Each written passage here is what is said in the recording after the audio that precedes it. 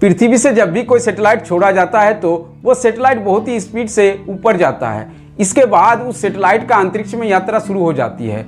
लेकिन क्या आप जानते हैं कि सैटेलाइट की वहाँ तक की स्पीड कितनी होती है? दोस्तों, बदलते दौर के साथ ही साइंस ने बहुत तरक्की कर ली है और इस तरक्की में सैटेलाइट का बहुत अहम योगदान है।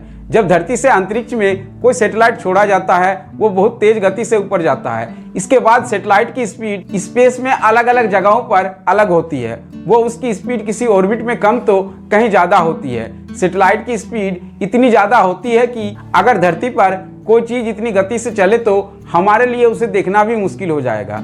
Earth observation satellite earth orbit में घूमते हैं और उस समय सैटेलाइट की स्पीड लगभग 29,000 किलोमीटर प्रति घंटा होती है, जबकि एक बुलेट ट्रेन की अधिकतम गति से कई गुना ज़्यादा है।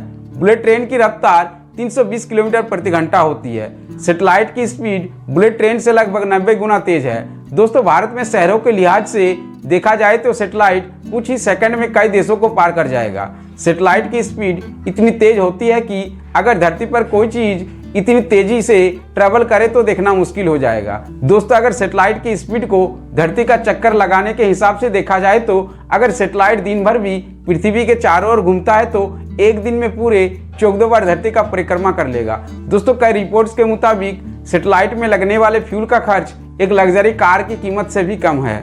रिपोर्ट्स के मुताबिक इस समय ऑर्बिट में तकरीबन 2500 सैटेलाइट ट्रैवल कर रहे हैं और कहा जाता है कि अंतरिक्ष में सैटेलाइट के कारण बहुत कचरा भी हो चुका है। सैटेलाइट को रॉकेट के माध्यम से स्पेस की निर्धारित ऑर्बिट में पहुंचाया जाता है।